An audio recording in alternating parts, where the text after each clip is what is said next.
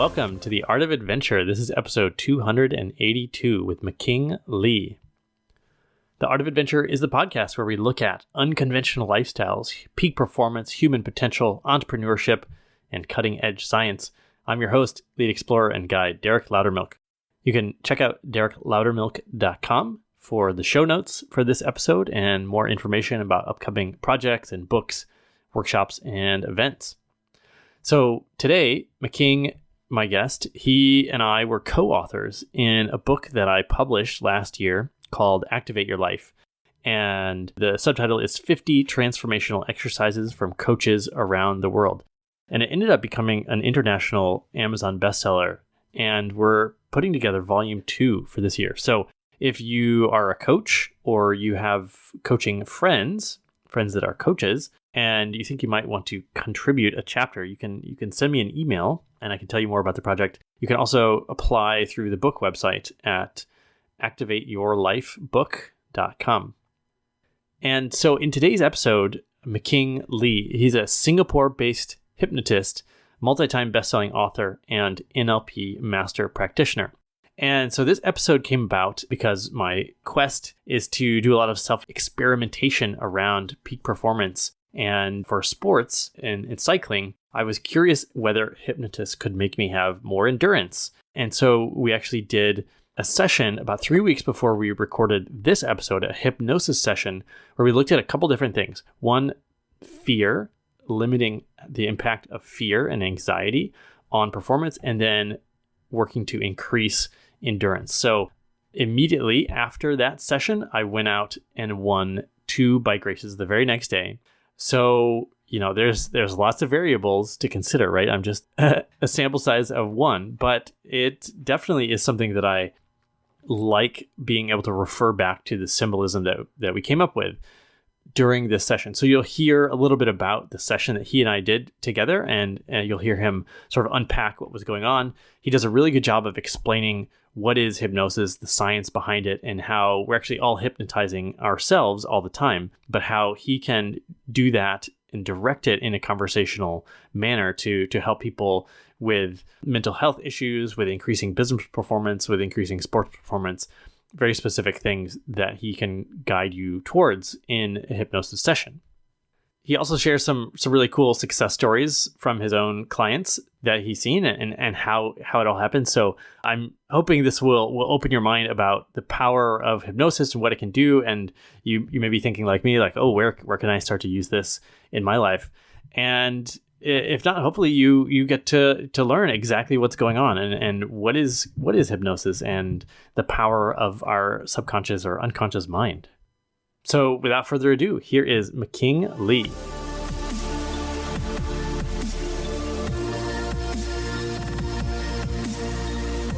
McKing Lee, welcome to the podcast.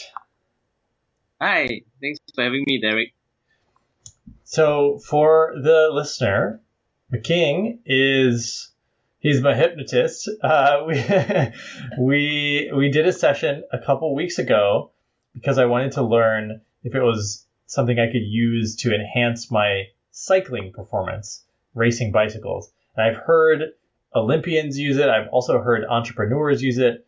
And you can be used for breaking addiction, for mental health. There's a bunch of things. But it's a pretty unknown world for me. And I think for a lot of people, there's a lot of mystery around it.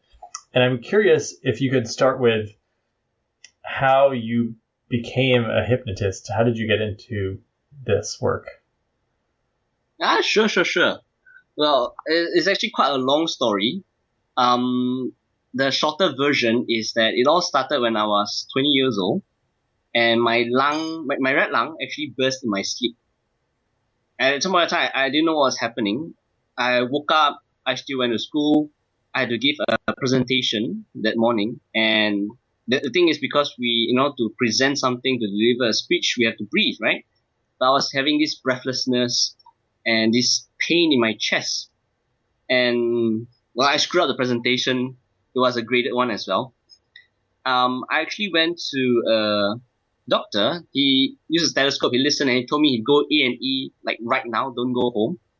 And I was like, okay, on the way to the hospital, and I was thinking, I watched House medical show Yeah. drama.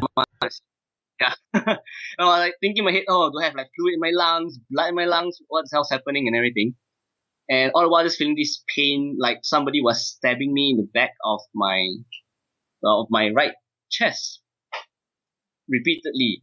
And so when I reached the hospital, they actually the nurse did a short interview with me, and they took an X-ray, put me in a wheelchair with a little blanket. I was like, okay, shit, what's happening? Now they wheel me into the A&E ward, and the doctor actually showed an X-ray to me, and I was in shock. Now, the lung is so big, the Yeah. entire rib cage there, and what I saw in my X-ray was that my right lung had collapsed to the size of a chicken egg.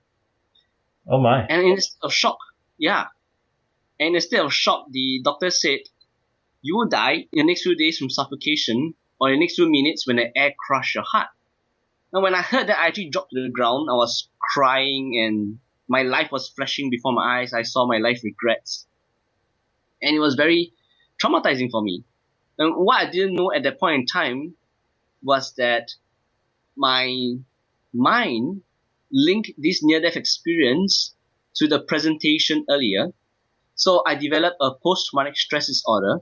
So for the next 2.5 years, when I was in school, in Polytechnic, after every single presentation, I have to run to somewhere private, usually the toilet, and I have an intense amount of fear. My mind goes blank, and I'm collapsing onto the sink. My tears, mucus, salivation, everything all just flowed out. I thought I had severe stage fright. I didn't realize it was actually post-traumatic stress disorder, and I subsequently fell into depression. And well, I suffered through. I have to admit, I was somewhat suicidal during that period of time as well. And after I graduated, I was thinking I probably can't go into university at this point in time because I don't know. I take like at least 45 minutes to recuperate in the toilet. I'm going to miss a lot of lectures and tutorials in the university. So I decided maybe I can't go there right now. Wow. And yeah, and then fast forward, I actually heard about NLP, Neuro Linguistic Programming. Yes. And yeah, and it first popped up as a Facebook ad, and it talks about holistic health techniques. So I got very curious about this NLP. And at the point in time, I did my research, and I found that this Facebook ad came from an Australian school. And I'm currently living in Singapore. And I did my research, and the Singapore trainers for NLP mainly talk about presentations or success or wealth or sales, but not so much on health. So I decided, let's just go for it, take up the Australian NLP. And they actually came to Singapore, so I learned it here. And I realized that my issues, which I thought was severe stage fright, was actually PTSD, and it can be resolved. And so I went for the Master NLP as well, and it was a very emotional healing experience.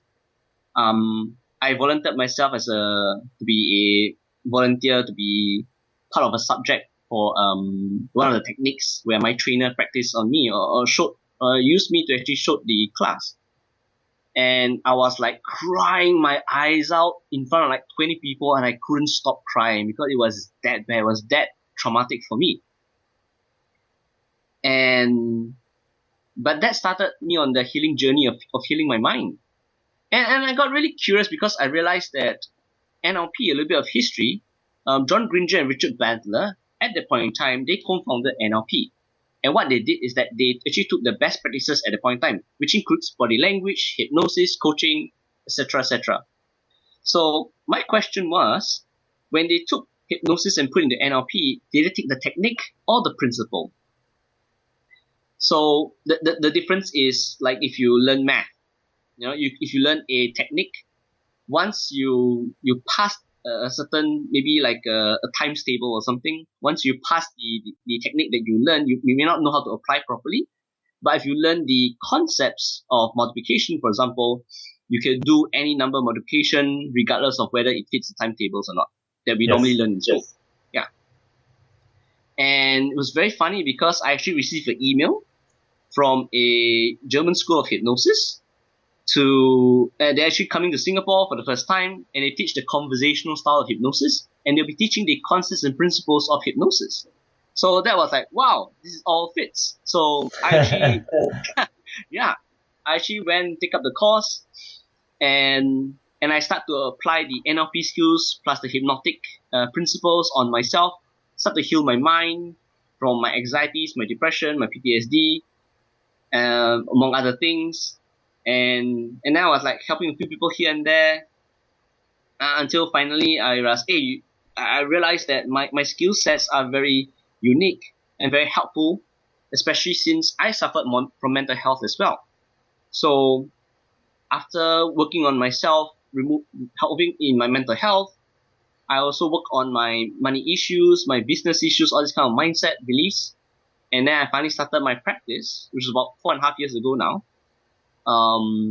And yeah, I decided to help people with mental health issues, especially in Singapore, the Asian context. When we actually suffer from such depression or anxiety, we don't really want to seek help. To hear that, maybe you should see a psychologist or a therapist. The first thinking is that, do you think I'm crazy? Yeah. So the Asian mindset is they will not want to seek help so readily. And there's a stigma if you have a label like anxiety or depression. It seems that the companies in Singapore will not hire you because we do not know much about mental health, and we fear that the person might break down, might do something that would, harm people around us or whatever. So that is the general mindset. We are trying to move out of it, but I think we're opening up. It's just that it's not going to be very easy at this point in time. So you're basically learning this stuff for yourself. You wanted to heal your own mind, your own PTSD, and then you started, and it sort of like became a business and a practice out of that. Yes. Do you still do any of the practices on yourself, or did you like fix everything? A good question. At the beginning, I did a lot of hypnosis on myself. Like almost every day, every 2 days, I would do something. I realize, not say a new problem, but a problem that I didn't realize was there. Think of it as like you're entering a room and the whole place is all cluttered. You might remove all the big stuff first, and then the next day you go in and, oh, you know what? There's some small stuff in the corner, and you have to remove that as well, So I did it so much that right now, I don't do it so often. Once in a while, I might hypnotize myself when, for example, I don't have enough hours of sleep at night. Then I might hypnotize myself to, as if the 1-2 hours of sleep was like a whole night's rest, that kind of thing.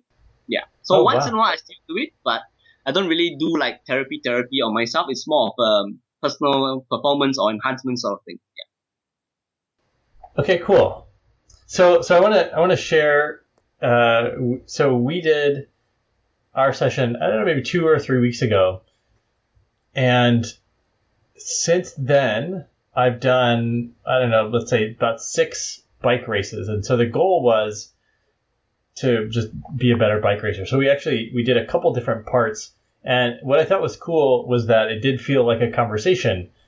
It didn't seem to me any different than like a normal coaching session or something like that, other than the fact that we were doing a lot of work with symbols and sort of like visualizing different things. And so first we looked at the fear, right? When you're racing your bike really fast and you're going through these corners in a crowded group of cyclists, there's a risk of falling and breaking the bones, and so there's a slight edge you could get if you have more confidence in these corners. You can save energy and move up in the field and all these things. So part of it was the fear, and then part of it was more energy, more stamina, more endurance that I was wondering if I could tap into. And so there's just a few symbols that stuck out for me. There was the symbol of this tight rubber band, which was the fear that was sort of constricting my chest, which got sort of turned into a free-flowing river. Like it became something that was now flowing through me. And then there was this symbol of like me pushing against a trampoline, like a membrane of a trampoline. And when we sort of got rid of that trampoline, there was sort of nothing, just sort of like a white room. And you said, "Oh, that's your subconscious," which was pretty cool. And then so we replaced that. I had the image of a tiger, right? A tiger is super strong and like quick, and so I had this imagery of a tiger and a free flowing river. And then for the energy part of it, so that was like dealing with the fear. And then with the energy part of it, we used the superhero Thor and how he's, just full of lightning and electricity and just can like recharge, and he never seems to, well, he's immortal, first of all. So that's pretty energetic. Yeah, so that's true. So now, I have this trigger, like, okay, I imagine myself as Thor when I'm on the start line of the race. And so that was, first of all, it was really cool just to use those symbols and now, to have the image of a tiger or a river or Thor as things I can sort of go through right before I do a race. And anyway, the result is that the next day I won 2 races on the velodrome, and then my performances have been quite good, better than last year in all the other races that I've done. And, there's a lot of variables, and I'm just, one sort of like sample size of one, but I definitely attribute at least the confidence in the actual races to the work we did. And it feels good to be able to just like conjure up the image of Thor in my mind and draw energies from that. So that was my experience. Is that, well, first, I'm just curious, like what your comments are about our session and sort of the outcomes from that. Okay. First of all, for the first part or the first half of it, it actually depends on the individual's fears or limitations. So you have a very specific symbol which relates to you, but other people may have similar fear. They may have other symbols instead, or they have a slight variation of the fear. And what happens is that because every person's problems are unique to them, I help them to find the unique solution to actually help them to actually overcome this. Okay? And because you actually felt like this is a conversation, it's very symbolic, that's the modern style of hypnosis right there. Very quickly, the traditional style is what most people know of. The guy sleeps on there for like 2 hours. And the idea there is that they need to go into a deep state of hypnosis in order to put the solution and get stuck there. The problem is that if everybody's solution is unique, then a general one-size-fits-all method doesn't really work for everybody. It works for some people, but not for a lot of people. And that's why the traditional hypnotherapists will usually recommend 3 to 6 sessions or even more in order to attempt to solve the problem. And if it doesn't solve it, the hypnotist might say, well, you need more sessions then. Now, for the second half of the hypnosis where we use a superhero, when you said, you wanted Thor, for example, I was thinking, okay, you know what, that's cool, because Thor is the guy that fights and he enjoys fighting. He fights like he's a non-stop fighter, Yeah. And so when the very next day you told me you won 2 races, I'm like, you went 2 races in a day? And you won both? That's very symbolic of Thor, actually. To just keep fighting and win everything. So that was like wow for me. And in fact, one of the first few times I did it on myself, something similar, not in the exact replication, I guess, but something similar, was when I was in the army. So in Singapore, we actually served army for about 2 years. It's mandatory. Right. So this was way before I learned hypnosis. I was 18, 19, 20 years old, tops. It was way before the lung bursting, the PTSD, everything happened.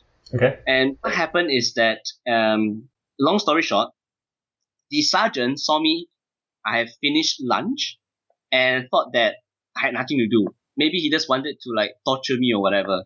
So he told me to actually empty this container of water. Now, imagine this. This container of water is at least the size of a bathtub. Okay? Maybe even bigger. I don't know. But you could put people inside, they could bathe in it. Okay? And he wanted me to empty it by myself. And I was thinking, okay, what am I supposed to do? Use my helmet? That will take too long. Can I lift it? I can't. It's too heavy. It's filled to the brim with water. But then I was thinking, okay, I'm Catholic and I like mythology, especially Greek mythology. So in the Catholic Bible, there's a guy called Samson, if I'm pronouncing his name correctly, who supposedly with blessing from God or whatever, he grew his hair long and had a strength of 10, 12 men. Right. And in Greek mythology, Hercules had the same thing. He's the son of Zeus, right? And so he had a strength of 10 to 12 men as well. So what I did with myself was that I reached down to put my hands underneath the container, and I was like thinking, okay, right now, if I am Hercules, if I am Samson, if I have the strength of 10 to 12 men, then I can actually lift up this container of water. I didn't know right at that point in time that I was hypnotizing myself. So quick tip right there, everybody is hypnotizing themselves already, whether good or bad. And a couple of minutes, I was psyching myself up like I'm Samson, I'm Hercules, I have the strength of 10 to 12 men. And then I started to lift up and I threw the container of water. The water was like coming out like a flood. And another staff sergeant saw and he scolded me vulgarities and all that because he thought what the hell I was doing. And I told him, actually, the sergeant told me to do this by myself because I was alone. So just for comparison, about a week later, it was unfortunate I had a bit of heat exhaustion, so I sort of fainted. And when I came to, for some reason, my platoon of 11 men, 10 were there. I'm here, right? I was knocked out. 10 of them, plus my 3 sergeants, were actually at that same container of water, filled to the brim. So 13 people trying to empty this container of water. We were actually at a training course, so the instructors had more power or more higher rank. That's why even the sergeants were getting tortured in a sense, or getting punishment. Yeah. And one of the staff sergeants was scolding these 13 people because he was saying that these 13 people, together were not real men because they can't lift a container of water, which McKing could do it single-handedly. And the guy was like a sumo wrestler, this really big size. He told everybody to off, and then he himself went and he threw it up as well. And when I saw that, I was like, wow, 13 men couldn't lift it. What the hell did I do? And only multiple years later, several years later, then I realized, wait a minute, I was already doing it on myself. I was hypnotizing myself. That was the first instance, and that's what got me thinking to actually do that for you as well. That was my experience. Yeah. So, okay, if you say that everyone is already hypnotizing themselves, right? Does that mean we're telling stories about our experience, or we're saying like you can do this, or is that hypnotizing? Or maybe you could define exactly what hypnotizing is in this sense. Okay, first, we need to explain a little bit about how the mind works. So there is a conscious mind, which is a more logical gatekeeper, and an unconscious mind, which is more like a sponge. And what's happening is that as an adult right now, when you're listening to me, you could be choosing to, I don't want to listen to this guy, you're closing the gate. Or you could be opening the gate, okay, I want to hear you, and I want to just see whether it fits me or not. Now, when you open the gate, the conscious mind, the logical mind, information will go into the unconscious mind. And as adults right now, we actually have a filter inside that determines whether this information coming in fits for us or doesn't fit. Okay? And this filter is very important to us as adults. Now, what's happening is that for children, age 0 to 7 or even 9 years old, they do not really have a conscious mind. Like, if you say anything right now, I could probably reject you if I wanted to, or I could say, yeah, I agree with you. But children generally, when they listen to the parents, they take the parents' words to be truth. The entire world for a child is only the father, the mother, and himself. Now, what does this mean? Essentially, the father represents all men on earth, and the mother represents all women on earth. How they interact with each other represents relationships. So for children up to age 7 or 9 years old, the conscious mind doesn't exist. And in fact, it's during this period of time where that filter in the unconscious mind is being programmed and created. Once we reach 7 to 9 years old, that's when puberty comes in. Mental maturity comes in. That's when the child starts to think for themselves. And that's when you hear, no, Dad, that's wrong. That's when you get the rebellious stage. You get what I mean? Yeah. So what's happening is that whatever we learn from our parents will form that filter in our mind. And so if the parents have a positive mindset, they are teaching the children to be positive. If they're teaching a negative mindset, they're teaching the children to be negative. Now, I would just like to add on a little bit. If let's say the father is an abusive person and abused the mother, and we have one son and one daughter. Now, the son will learn from the father how to be a man, and will learn from the mother what to look for in a future partner. So the son could learn a few things. One, because he sees the father beats the mother, the son might learn, A, if you love someone, beat them. Or B, if you are angry, just beat someone. Or C, A and B combined. Or D or E or F, blah, blah, blah. What about the girl? The girl will learn from the mother how to be a woman. And she will learn from the father what to look for in a future partner. So she might learn from the mother, A, you get beaten, just keep quiet. Or B, if you love someone, get beaten by them. Or C, A and B combined. And again, B, E, F, G. So as they grow up, that filter will form beliefs, values, their mindset. And that filter will also make them have this perception of the reality. Now, what does this mean? If you get a bunch of girls, for example, they see the same guy.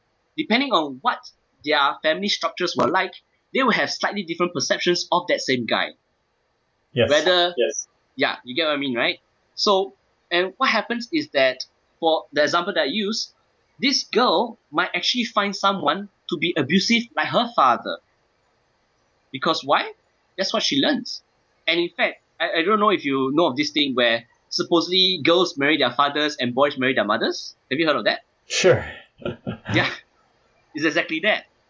Now, of course, it's not 100% foolproof because we are humans, we are dynamic.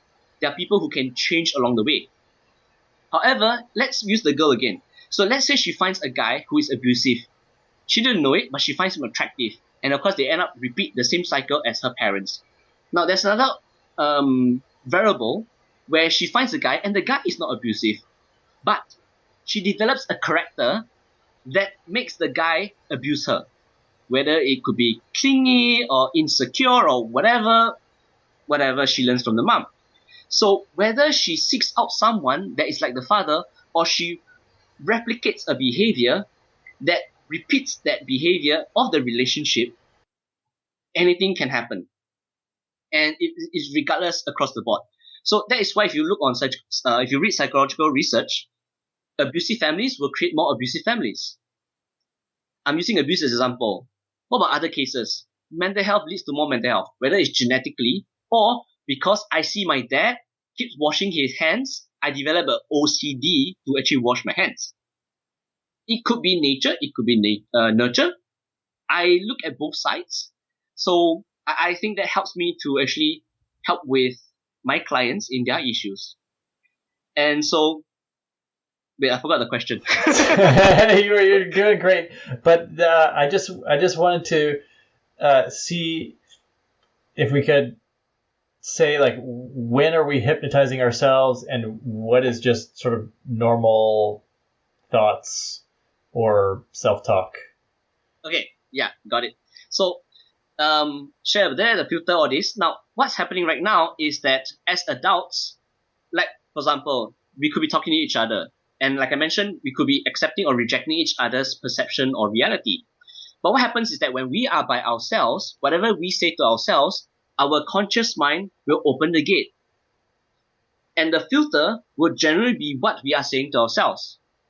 If we are saying, let's say for example, if let's say a person has been brought up in a negative mindset, negative family, and the filter is all about negativity, pessimistic for example, even if he says to himself, I can do it, I can succeed, the filter cannot take that in because it doesn't fit. And so what happens is that they will still keep meeting failures and failures and failures. But if they say to themselves, oh shit, I'm going to fail this one, I'm so unlucky, all this, it fits the filter, and what you get is a self-fulfilling prophecy. The filter accepts only what is so-called quote-unquote acceptable in the person's mind, whether it's right or wrong. And the person will seek out that same reality or have that same perception, and then they repeat. And that is where the self-fulfilling prophecy comes about. That's how it all links. You get what I mean? So when I say people are hypnotizing themselves, it is because whatever we say will go straight into our unconscious mind. If it fits, we will repeat it. It will continue. It will come true. And if it doesn't fit, if let's say you have a negative mindset, you want to say positive things, then of course it's a bit more tricky. It's not so easy. That's where you hear of people who say, oh, they repeat self-affirmations, positive affirmations to themselves, and they do it for like years before they see results. Think of it this way. If let's say you've been brought in a family of a negative, pessimistic mindset for like 10, 15, 20 years, you need that same amount of 10, 20, 30 years of positivity to knock it out and reprogram your mind. Unless you see somebody who knows how to teach you the right techniques, or you go for therapy or whatever to actually fix it properly. Yeah, that is why I say people are hypnotizing themselves. Gotcha. And so would you say that your work is largely tweaking the filter? Is that what you're doing? Okay. Well, what I like to share is that our minds is just like a computer. The conscious mind is just like the mouse. You can open this folder, you can open that folder, you can open up tabs. Our unconscious mind is like the CPU. All the data inside, all the memories inside. You know you have access to it, but you may not exactly know the actual file location if you're looking for something. That is why you quote unquote forget something. Okay? And what I do is that if there is a bug or a virus, I help you to actually reprogram and remove that virus completely. So yes, you could be saying I'm tweaking something, but sometimes I'm literally removing something or deleting a program, a old program that is not helpful anymore. So both ways you can say tweaking or complete removal is a case by case thing, depends on what's the issue like as well. Is it so I know that like to learn something you actually have to change your neurons, and as you get better at skill, like they're growing together and firing and wiring together. Is it as simple as just removing something? I mean, don't you have patterns that are already sort of worn into the brain? Does that make it hard to actually remove one of these bugs or bad programs? Okay, very good question. Now think of it this way. Let's say you develop a trauma from something, and there are this bunch of neurons firing throughout that relates to that specific trauma.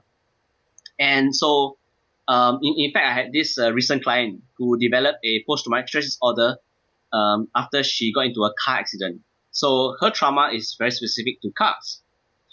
What's so interesting about her trauma is that because her accident happened on a Friday, Monday to Thursday, she has very little anxiety. But when she comes to Friday, her anxiety peaks through the roof. And it lasts throughout the weekend. And then Monday, it goes back down. So when she sees a doctor from Monday to Thursday, no, your heart's fine, everything's fine. But Friday to Sunday, it peaks through the roof. And when I had a chit chat with her, she shared with me. It happened at midnight on Friday, which was Saturday morning. And in the accident, she was even worried whether she's going to live throughout the weekend. And that programming actually formed a core, and that is why she's having this very interesting pattern of PTSD every Friday and over the weekend.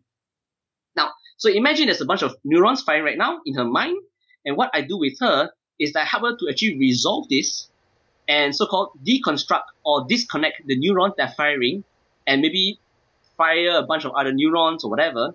So what's happening is that we are completely disconnecting the neurons and forming new neurons along other locations so that we can help her to actually resolve this.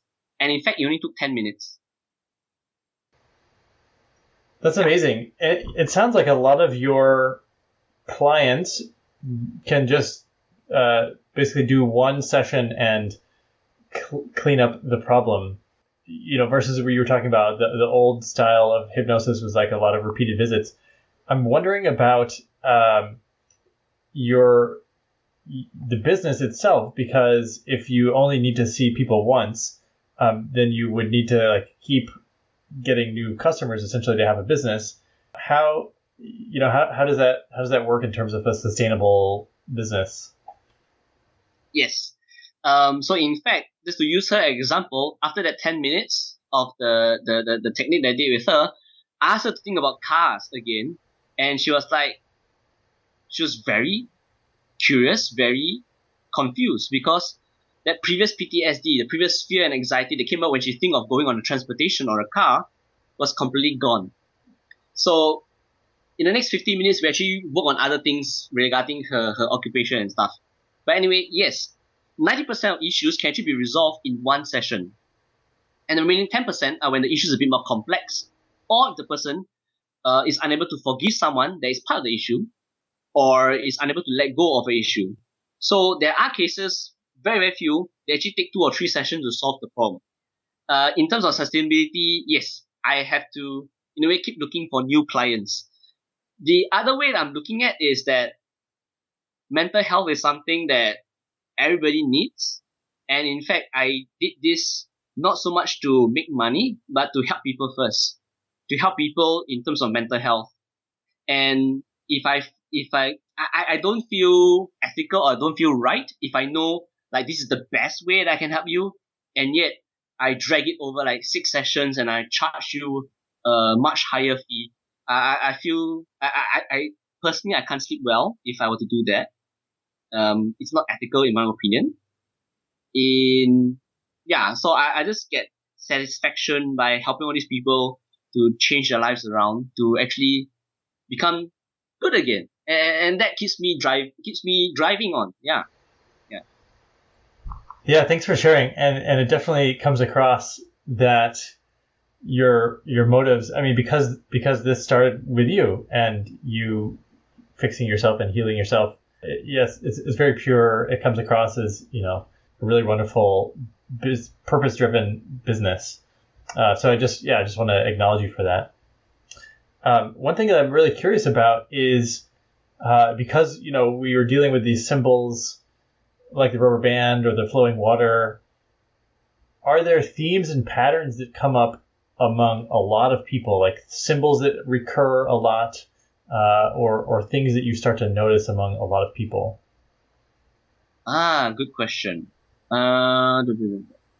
Well, first of all, I take from the point of view that any symbol that appears can be good or bad.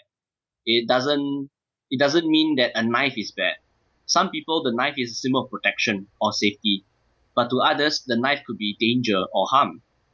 Similarly, darkness. Some people just don't like the dark, but for others, they feel safe in the dark. So I've had people from all sorts, and I think even, for example, one of my recent cases, maybe about 2-3 months ago, she saw demons. And the first thing we think, oh my god, demons, like what's gonna happen? And the demon said to her, I'm here to help you. And all that fear just poof went away. So I cannot say for sure that, a symbol is always this or symbol always that. For example, I can even invite your audience to actually think of this right now. Think of love. Think of love. And what's the symbol of love that pops up? Now, most people will probably have the standard red heart. Some people might have a 3D heart, a beating heart, pink heart. I've had some people who actually, for the symbol of love, a green circle. I had one blue square. I had 3 girls. One with a broken heart, one with a knife in the heart, and one with a black heart. Now, can I say that they are wrong? I can't. Because when they think of love, that symbol, that broken heart, the knife in the heart and all that, it links to something. Not just love, but their experiences as well. So I cannot say that everything is right or wrong. I will take it to be, it is their truth. It is right for them. And so I work with them, and depending on how they want to change it, because I can't hypnotize them if they don't want to be hypnotized. So depending on how they want to change it, and well, just to add on as well, I cannot help them to solve a problem if they do not recognize it as a problem, or if they do not want to solve the problem. So depending on how they want to change it, I can help them, but if they don't want to, I can't do anything. So it really, I take it from a point of view that any symbol can appear, and yeah, it can be good or bad.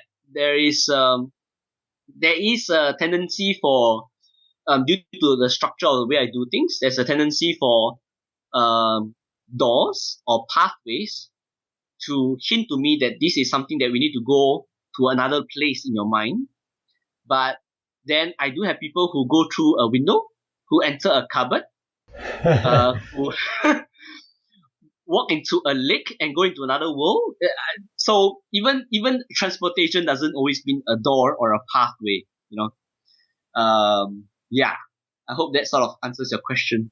I'm imagining that this is very entertaining for you because you never know what these people are going to be experiencing, and so it's like you get to hear a wild story sometimes of their subconscious. Is that accurate? Is it fun for you? Yeah, it's very fun.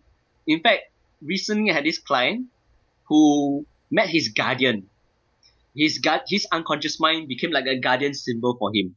And his guardian was a question mark with hands and a face. Okay. But just because you see a question mark doesn't mean that, oh, I do not know what's happening. I'm confused. No, the guardian was like, what do you want me to do? The question mark asked him, what do you want me to give you? And I will give it to you. And the guy said, I want to be an emperor. I want an empire. And poof, he's now the emperor of a Roman empire. And that was so cool for him. It's like saying, whatever you ask from me, from the unconscious mind, I will give it to you, which is exactly that. And I've got people whose guardian, another guy, his guardian, this was, I think, last year, his guardian was a sausage bun. I can't laugh at it. It is his guardian, even though it's a sausage bun, right? Other guardians are... other guardians could be like this lady. She saw herself by a little cartoon character, like those Japanese small cartoons. And so she calls it a mini-me, which is very similar to how Austin Powers fight that his arch nemesis had a mini-me, which reminds me of that. But Yes. yeah, these are all their guardians, you know. And I can't be... It's very entertaining though. But at the point in time, I'll be very serious with them. I won't be laughing. I'll be like, okay, that's very good, you know. But yeah, it's very entertaining. It's fun. I would love it if you could share a story of just maybe a time when you were surprised that it worked so well. Right, let's share this experience. Now remember I mentioned how our mind is like a computer? Sure. And so exactly like this, when we are not even born, when the sperm first fertilized the egg, we are conceptualized, if you will. It is like the computer has just been created. And from then on, our unconscious mind, just like a computer, has memories of everything. Everything that has been installed and uninstalled. And what happens is that when you get a virus and your Windows Defender is unable to handle that virus, what do? A system backup restore, right? Sure, so what happened is that I met this guy. He's 83 years old. And for the last 1 year, since he was 81, 82, he had these strange raised red rashes over his body. He went to Western doctors, they give cream and whatnot. It didn't help. Nothing helped for an entire year. And what I did with him was, well, I have a chat with him, and he was telling me, you know, I'm old, I don't have anything in the past, I don't know what's happening. Then I'm like, okay, fine, interesting. So the only thing that comes to mind right now is to treat him like a computer in a sense. And so what I did with him was a regression or a system backup restore. And I returned his mind to when he was age 75. And what surprised me was, on the spot, in less than 20 minutes, those raised red rashes started disappearing. They started going away all over his body. And by the end of the session, it was about 40 minutes long. There's just a tiny little corner in the nape of his elbow of just one patch of redness. And I told him the next few days this will disappear by itself. Otherwise, I'll come back and do another free one because I give him for free, by the way. I mean, he's old, 83, doesn't feel right to charge. So, yeah, and as I was seeing that those red rashes disappearing, I was like thinking to myself, damn, if only I had the foresight to ask him, can I video you? Oh, yeah.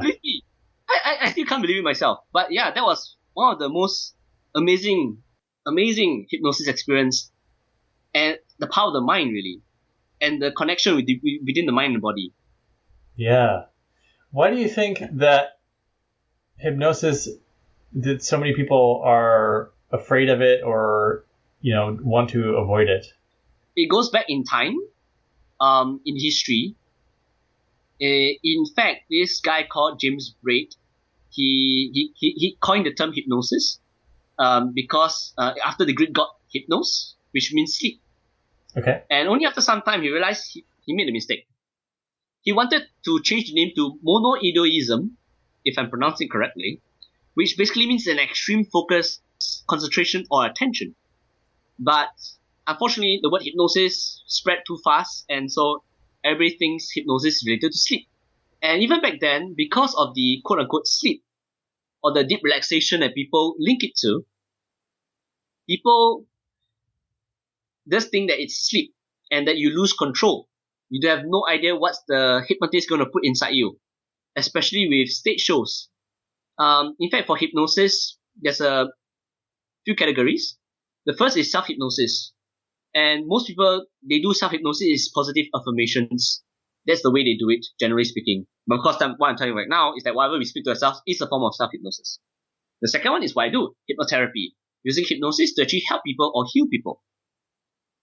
The next two is a bit more for entertainment, where there's stage hypnotism. The guy is hypnotizing on stage, usually about maybe 5 to 10 people, to an audience of maybe 100, 200.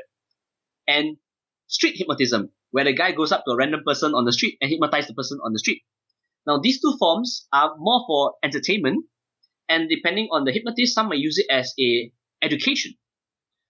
So what's happening is that when you hear cluck like a chicken or bark like a dog, this is mainly from the stage hypnotism.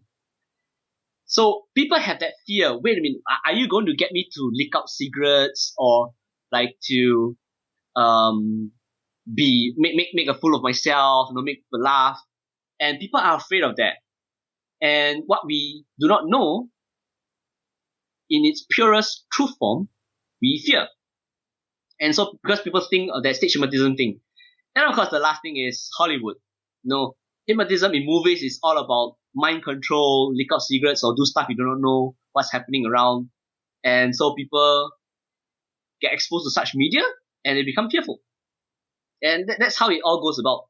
So when it reaches to this stage and I tell them, actually, you are not being controlled by me.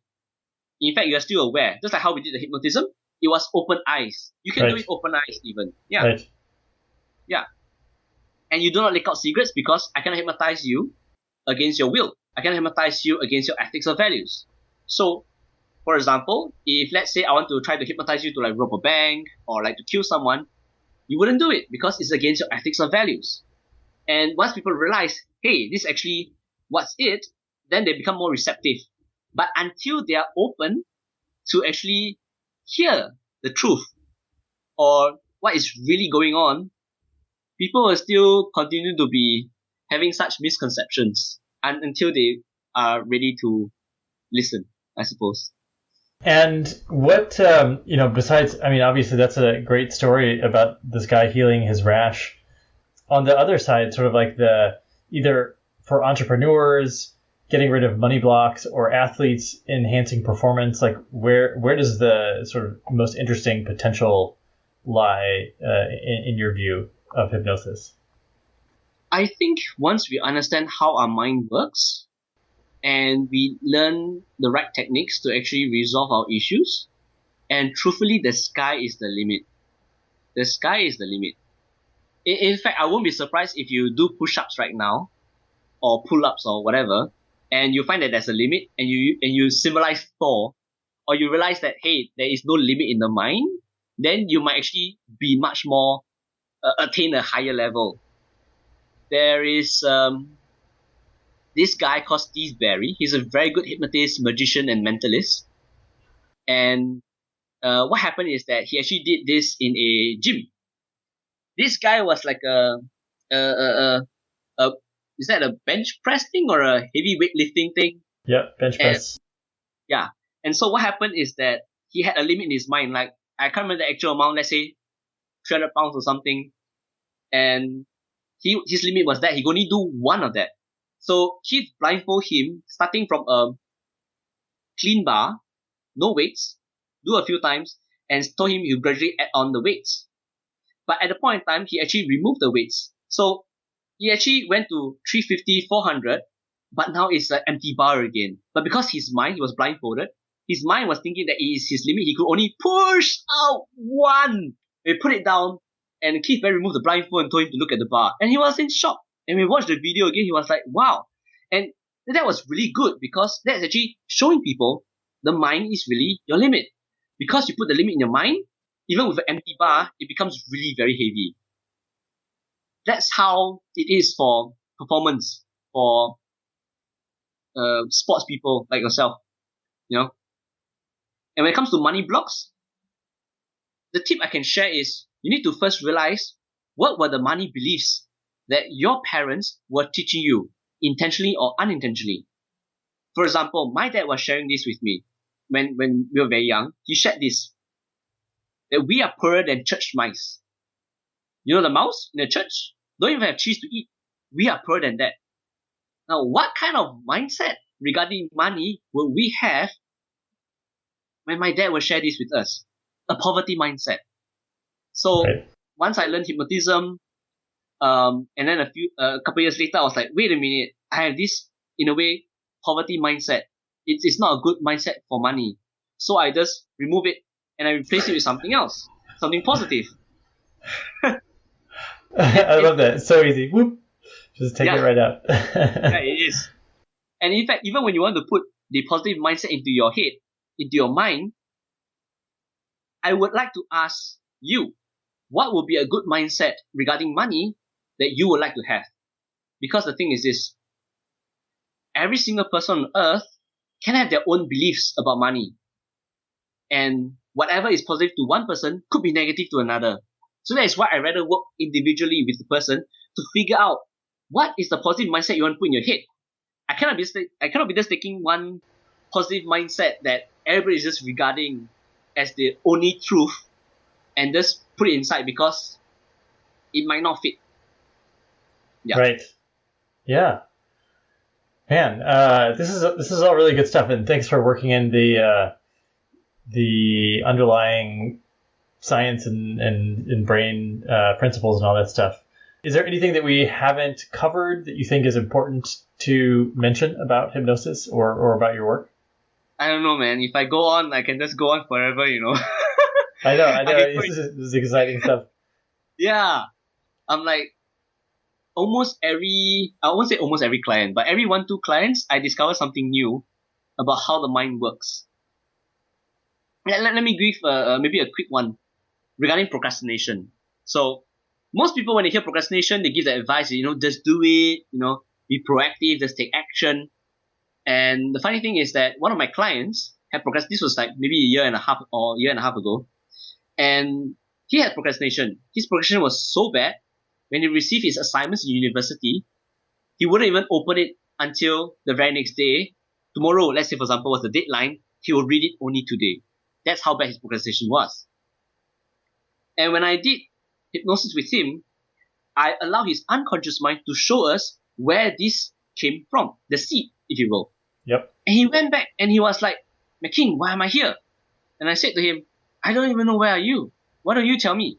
And he was like, I'm in my grandparents' house. Okay, cool. How old are you? I'm 4, maybe 5 years old. But McKing, why am I here? And I'm like, honestly, I have no idea. But but since we come here to solve procrastination, it could be A, the source of procrastination, this issue is in your grandparents' house, or B, there's something else, there's a bigger rock, a bigger boulder, bigger baggage you need to resolve first before you can handle procrastination. So is it okay to just wait and see what happens? He was like, okay, yeah, I'll wait. And suddenly, he's crying. A full-grown man crying his eyes out. I'm like, okay, calm down. Once I calmed him down to share with me what's happening, he shared this. He remembered that was the first time he had this thought. And the thought was this: if my mommy and daddy don't love me, what for I study? Now, his background story is this. His parents both are working adults, and they left him at the grandparents' house. The thing is this: they only visit him on the weekend.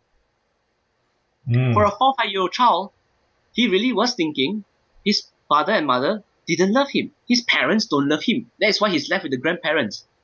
And if they don't love him, whatever he learned in school, yeah, he can show his grandparents, but he really wants to show to his parents. He really wants to love his parents. So his parents are not around. There is no motivation because there's no love, quote unquote, from the parents. There's no motivation to study, and that became procrastination. And that also grew into other things like he gets labeled stupid because why? He doesn't study so well, so that is why he doesn't do well in school. So all the while he's been failing and everything, among other things. And so when he realized this, I was like, wow, okay, something very new for me. I never encountered this before. In terms of how procrastination can come from a lack of love. But in terms of how to do it, I know how to handle it. So I got him to forgive his parents for putting him with the grandparents and leaving him there and only visiting on the weekend. And then I asked him, would you like to forgive yourself? He was like, yeah, I want to forgive my childish self for having such a thinking. And he forgave himself for that. And then after that, even his anger issues towards his mom was just gone in that one single session, among the procrastination and other things as well. So yeah, just a quick sharing. Yeah, thank you. And I'm just, so it sounds like forgiveness is something that can happen super quickly. Is that because of the hypnosis or the hypnotic state, or I know sometimes like forgiveness seems like it could take a long time. Good question. Maybe I'll ask you this. What is your definition of forgiveness?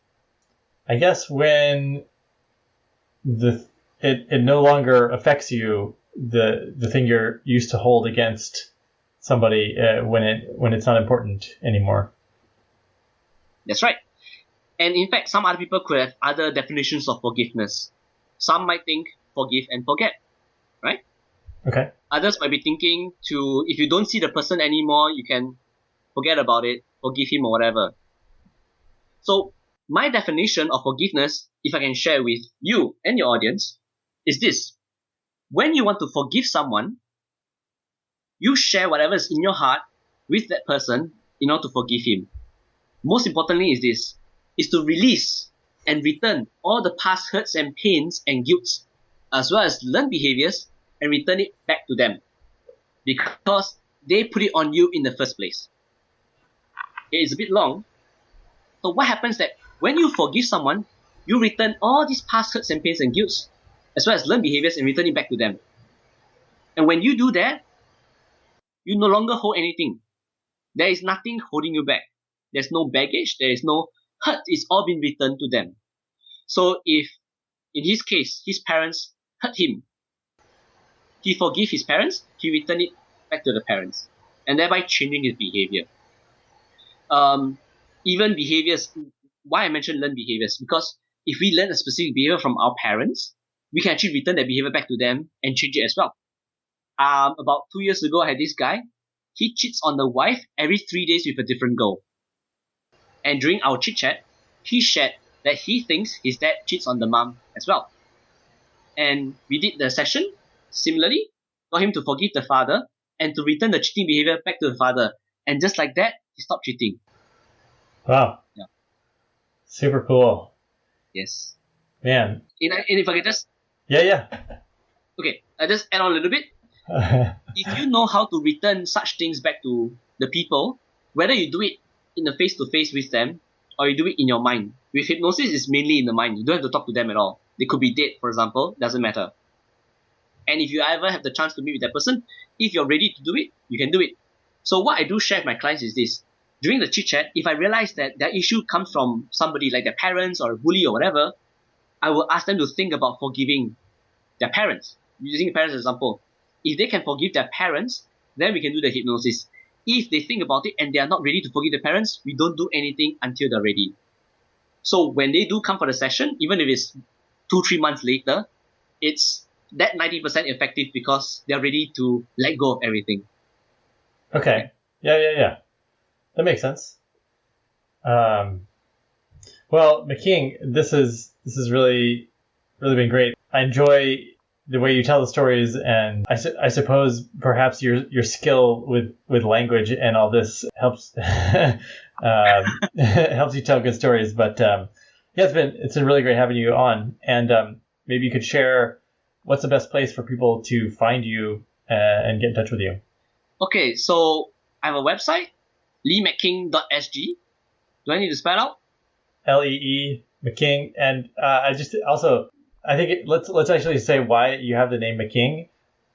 Okay.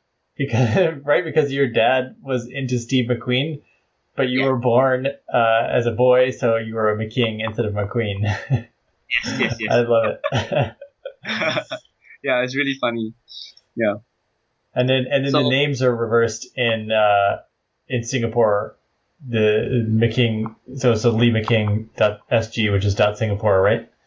Yes, correct. Yes. Cool. So that's your website. Anything else you want to point people towards? I have a Facebook and Instagram as well. Now for those, I put Lee McKing, the hypnotist.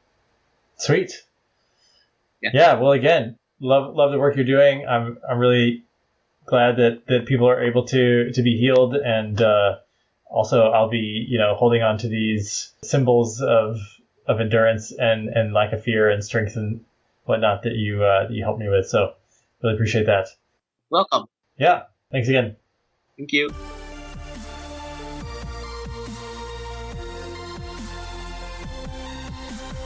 All right. Another great episode with McKing Lee. All this stuff is so fascinating. I love that I'm able to talk to these experts and understand hypnosis and the power of the subconscious mind. And I'm really thankful for you guys joining me along this process as I find things to go and learn about that I'm curious about. So it's like a fun family that we have. And so speaking of family, like if you want to share this with your friends and family, if you found it helpful, then they probably will too. There's just so much good information out there that it really helps if other people can recommend and curate things. So if you like this show, please just share it with your friends and family on your social media, and feel free to send McKing or myself any questions, comments, feedback about the episode. What was your biggest takeaway? What did you learn about the mind, or what were you surprised about with hypnosis? So you can send me an email directly, derek@derekloudermilk.com. And on a personal note, would love to request that you guys leave, if you haven't already, a rating and review for the show. iTunes is a great place to do it because that's where a lot of people find out about the show. So that's still one of the biggest places where people find podcasts. And it just helps get the show in front of more people that are interested in this material. So thank you so much. Until next time, go out there and be adventurous.